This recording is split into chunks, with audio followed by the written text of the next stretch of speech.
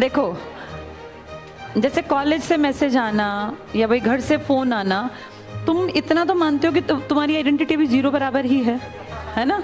तुम लोग अभी कोई ऐसी बहुत बड़ी चीज़ नहीं हो कि लोग तुम्हें बड़ा सर्च कर रहे हैं और तुम्हारे जो है अभियान निकाले जा रहे हैं। तुम अभी फिलहाल तुम्हारी आइडेंटिटी जीरो बराबर है। इसको जितनी जल्दी समझ लोगे उतना फायदे में रहोगे बेटा। ये तुम्हारा वेस्टेज ऑफ टाइम है। और अगर तुम्हें लगता है कि सभी ऐसा करते हैं, ठीक है, तुम्हारी पीढ़ी थोड़ा सा अलग है। तुम लोग ज़रूर, तुम्हें व्हाट्सएप चलाने हैं, इंस्टा चलाने हैं, वो तुम्हारी ज़रूरत है खाने की तरह, लेकिन उसका एक टाइम सेट कर लो उसका। क्लास के बीच में तुम फ़ोन देख रहे हो, तुम्हें नहीं लगता तुम्हारा ध्यान डाइवर्ट होता है और ये कम पकड़े जाते हैं और तुम ज़्यादा पकड़ी जा रही हो? ये बहुत गलत बात है बेटा। फिर पकड़ते नहीं है, ये भी चलाते रहते हैं इसके टाइम पे। अच्छा, बहुत अच्छी बात है। फिर बेटा तुम ही लगोगे, जिनके फ़ोन नहीं आते वही लगेगा, जिनके ज़्यादा फ़ोन आएंगे फिर गड़बड़ में होगी बेटा बात।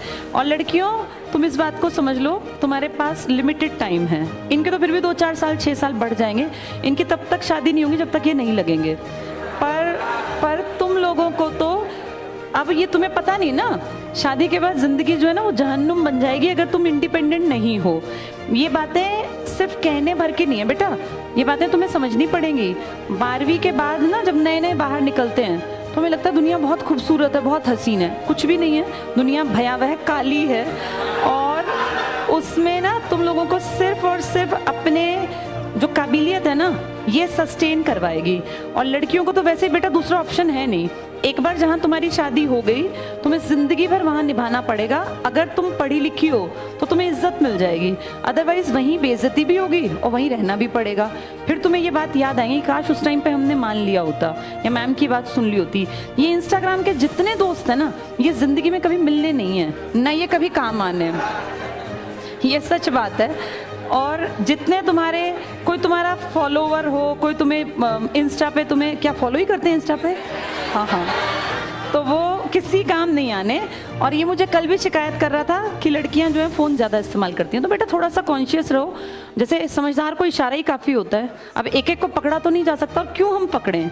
अगर किसी ने ठान लिया कि मुझे ज़िंदगी बर्बाद करनी है, तो पेरेंट्स और टीचर्स बस ये कर सकते हैं कि एज के बाद। अब तुम लोगों की वो एज थोड़ी ना कि तुम पे हर टाइम वॉच रखा जाए, पेरेंट्स भी नहीं रख सकते।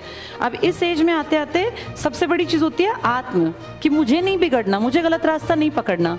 तुम इस टाइम पे अगर बिगड़ना चाहोगी तो तुम्हारे पेरेंट्स तक नहीं रोक पाएंगे। हम तो हैं ही क्या, हम तो यहाँ 1-1 घंटे की क्लास लेते हैं, चले जाते हैं। मुझे नहीं पता तुम में से कौन क्या कर रहा है, पर मेरा फिर भी ये सजेशन है कि बेटा ज़िंदगी बहुत छोटी है और ये जो टाइम है ना करियर बनाने का, ये बहुत ही ज़्यादा छोटा है, बहुत ही कम। जो लड़कियां अब 20 से 25-27 के बीच में हैं, इनके पेरेंट्स अगर वो 27 की हो गए तो पेरेंट्स बहुत कम टाइम देंगे। जनरली पेरेंट्स 23-24 के बाद शादी ब्याह की बातचीत करते हैं, क्योंकि उन्हें लगता है लड़कियां लाइबिलिटी हैं, भाई हमारे सिर पे एक जिम्मेदारी है भी, इसमें कोई दो राय नहीं है।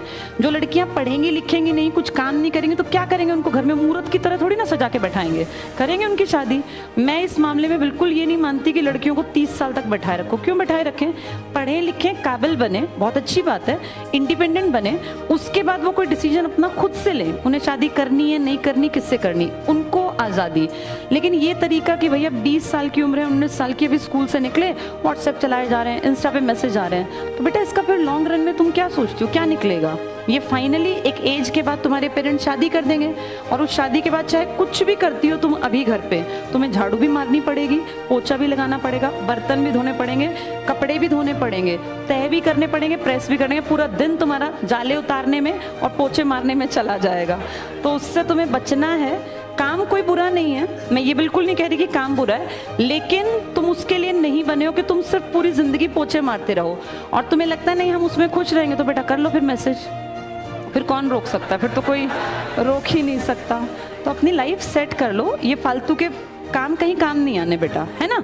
और अब मुझे समझ नहीं आता लड़कियां जो इनको टोकना पड़ रहा है, नहीं तो हमारे टाइम पे मुझे याद है लड़कियों को तो कोई कहता ही नहीं था, लड़कियों की तरफ देखना ही नहीं पड़ता था, लड़कों को तो टोकना पड़ता था। पर आजकल लड़के थोड़े शरीफ हो गए एक्चुअली, इनको ना, इनको नहीं, शरीफ नहीं इसको बोलना चाहिए, इनको बुद्धि आ गई कि भैया ये सब चीज़ें सेकेंडरी हैं। ये सच बात है, समाज में बहुत बड़ा परिवर्तन आ गया, ये मैच्योर हो गए। एज बढ़ने के साथ इनका विजडम बढ़ गया, लेकिन तुम लोग नहीं बढ़ पा रही हो। तुम में से कुछ, कई तो लड़कियां बहुत अच्छी हैं, बहुत बढ़िया काम कर रही हैं, लेकिन कई लड़कियां ऐसी हैं जिसका रोज ये फ़ोन पकड़ने पड़ते हैं। तो ये गलत है बेटा। ये फ़ोन एक दो बार पकड़ने के बाद तुम्हारे पेरेंट्स तक ही हमें ये बात पहुंचानी पड़ेगी कि तुम नहीं पढ़ रहे हो। सबके लिए नहीं है। जो लड़कियां अच्छी हैं, पढ़ रही हैं, बहुत अच्छी बात है, ऑल द बेस्ट, पढ़ते रहना। लेकिन जो पकड़ी जा रही हैं रोज रोज, उनको अलर्ट होना है बेटा, ठीक है। और ये दिन बहुत जल्दी भागेंगे। ये अपने पेरेंट्स के घर जो ऐशो आराम है ना, तुम्हारे बीच में जो मैरिड हैं इनसे पूछ लो, ये ऐशो आराम ज़्यादा दिन चलना नहीं है। पेरेंट्स कुछ भी कर लेंगे, लेकिन ससुराल में जैसा माहौल होगा तुम्हें वैसा ही ढलना पड़ेगा। पेरेंट्स की चलनी नहीं है। जिनके घर में पेरेंट्स की चलेगी उनके घर बसने नहीं है। तो ये मान के चलो कि फिर ससुराल के अकॉर्डिंग ढलने के लिए अपने आप को सबल बना लो। चलो, अब ये ऐसा फ़ोन दोबारा ना आए किसी का, और लगा रखा है स्टारबक्स का। चलो, 50 रुपए का आता है, 50 का हो चाहे 100 का है, तो पिताजी का ही, जितने का भी है पिताजी का है।